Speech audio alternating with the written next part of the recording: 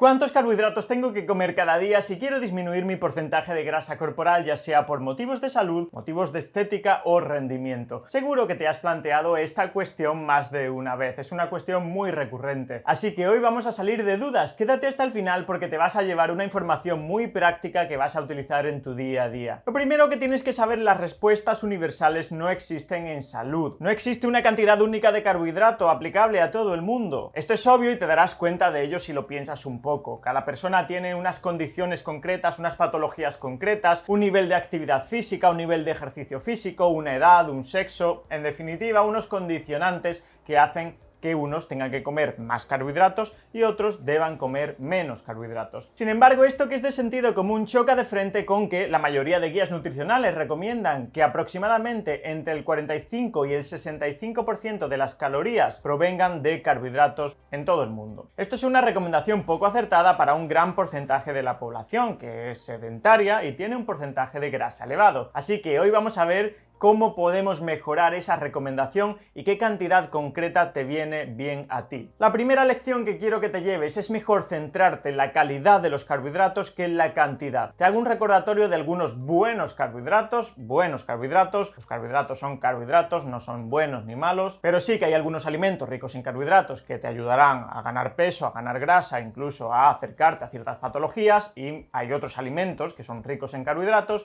y que son protectores. Esos buenos carbohidratos son verduras, frutas, legumbres, buenos almidones, arroz, patata, boniato, yuca. ¿Y ejemplos de alimento? Pues hay muchos: brócoli, espinaca, tomate, zanahoria, pepino, pimiento, lechuga, lentejas, garbanzos, guisantes, quinoa, trigo sarraceno, amaranto, tef, espelta. Hay muchas buenas fuentes de carbohidratos, y como ejemplos de malos carbohidratos tendríamos los azúcares simples, azúcares añadidos, carbohidratos refinados en general, pasta, pan blanco, repostería, harinas y derivados, y los carbohidratos que se añaden a la mayoría de ultraprocesados. ¿Por qué hablamos de malos carbohidratos? ¿Por qué categorizamos? Pues bueno, primero porque te hacen comer más, no estimulan esos mecanismos de saciedad que te hacen detenerte, que te hacen decir: hey, Borja, para, no sigas comiendo, estás saciado. Después aportan palatabilidad. ¿Qué quiere decir esta palabra tan fea? Pues que te hacen comer más, porque cuando añadimos estos azúcares simples o estos carbohidratos refinados a los productos, estos productos están más buenos y por lo tanto, al hilo del punto anterior, también te saciarán menos y querrás comerlos en mayor cantidad. Como hemos visto, se suelen incluir en alimentos ultraprocesados muy calóricos, por lo que otra vez añaden calorías a tu dieta de forma indirecta. Por lo tanto, si te centras en buenas fuentes de carbohidrato,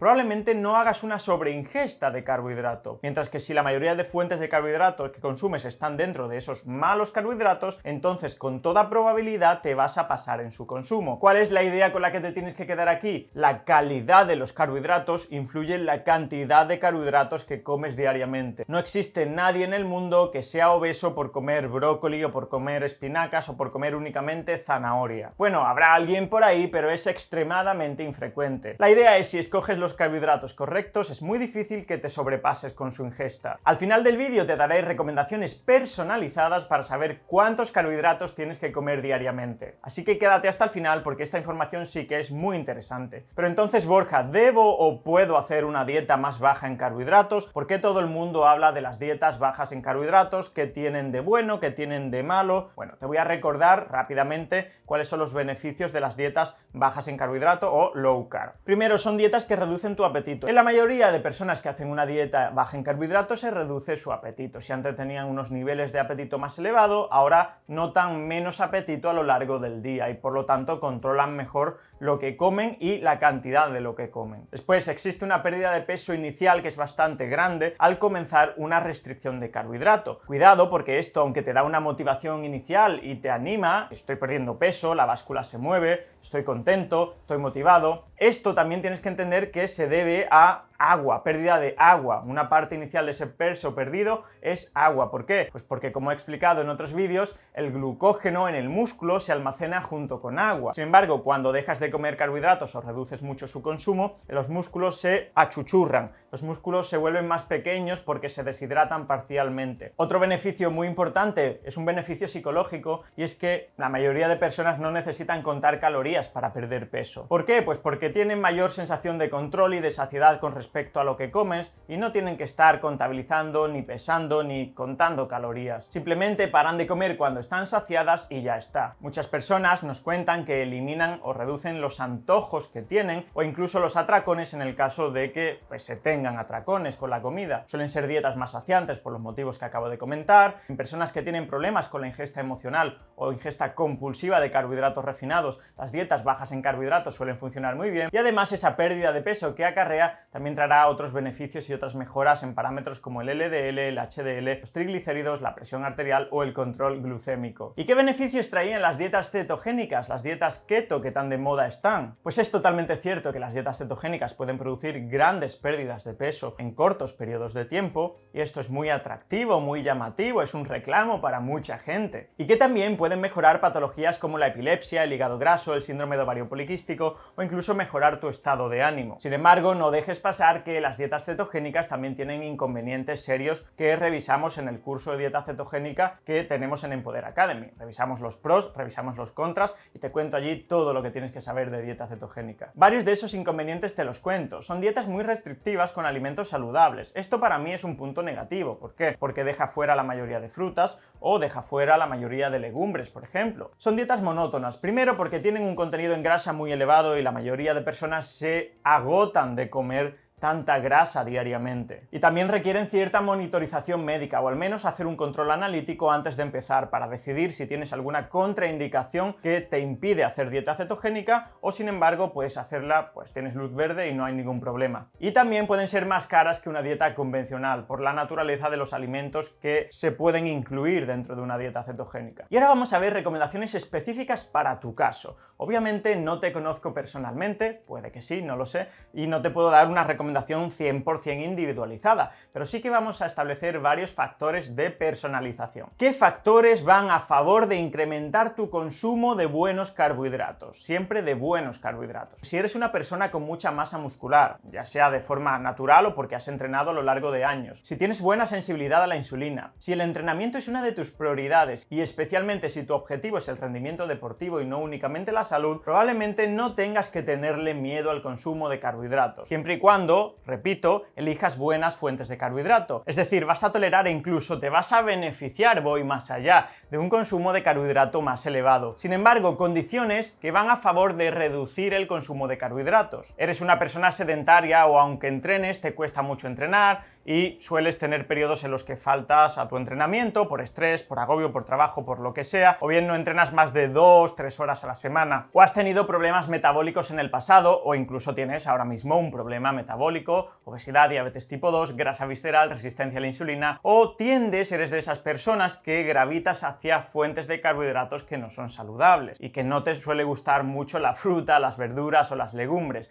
En estos casos, si reúnes estas condiciones, una o varias, puedes revisar tu contenido en carbohidratos y probablemente estés sobrepasando la cantidad de carbohidratos que te beneficia consumir. Pero sin duda el factor de personalización más importante en cuanto a la ingesta de carbohidratos es tu actividad física y tu ejercicio físico. Si eres una persona sedentaria, es decir, si no llegas a los 6.000 pasos diarios y a las 3 horas de ejercicio físico a la semana, entonces una cantidad adecuada de carbohidratos puede estar en el margen que comprende entre 50 y 150 gramos de carbohidrato al día, lo que sería una dieta baja en carbohidratos. Es un consumo bajo en carbohidratos, pero no extremadamente bajo como las dietas cetogénicas. Y Borja, ¿cómo sé yo cuántos carbohidratos tiene la ensalada que me he comido? Pues yo no te lo puedo decir, tienes que ver qué cantidad de espinacas, de lechuga, de patata le has echado a la ensalada, meter en Google información nutricional patata cocida y ver por 100 gramos de patata cocida cuántos gramos de carbohidratos contiene. Eso hay que repetirlo con cada alimento y te saldrá que la ensalada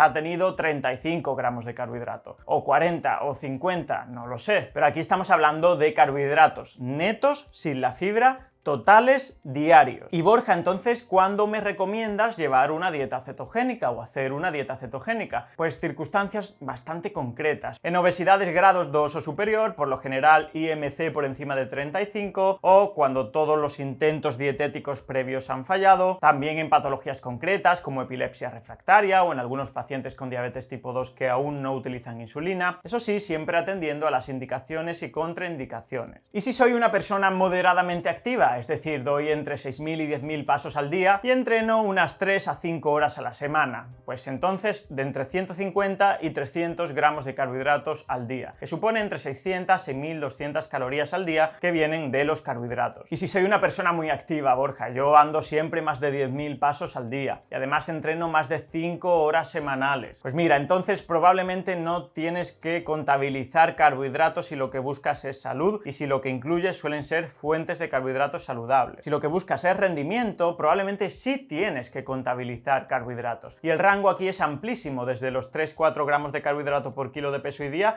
hasta los 10, 12 o incluso más gramos de carbohidrato por kilo de peso y día que toman algunos atletas como ciclistas y atletas de resistencia que entrenan varias horas todos los días. Pero para la mayoría de atletas recreativos como tú o como yo, que entrenan entre 5 y 10 horas todas las semanas, una cantidad más razonable es entre 4 y 6 gramos de carbohidrato por kilo y día. Para una persona de 80 kilos, entre 320 gramos y 480 gramos de carbohidratos diarios. Siempre optimizando, repito, no me canso de decirlo, buenas fuentes de carbohidratos. Y hasta aquí el vídeo de hoy, chicos. Espero, primero, que te haya quedado un poco más claro que la calidad de los carbohidratos es lo primero y después va la cantidad y después que hayas tenido pues alguna información para optimizar o para de alguna forma personalizar un poquito más la cantidad de carbohidratos que debes comer al día. Si te ha quedado alguna duda o algún concepto no te ha quedado claro, déjalo en los comentarios. Gracias por quedarte hasta el final del vídeo, siempre un placer, nos vemos muy pronto, un fuerte abrazo y a seguir empoderando.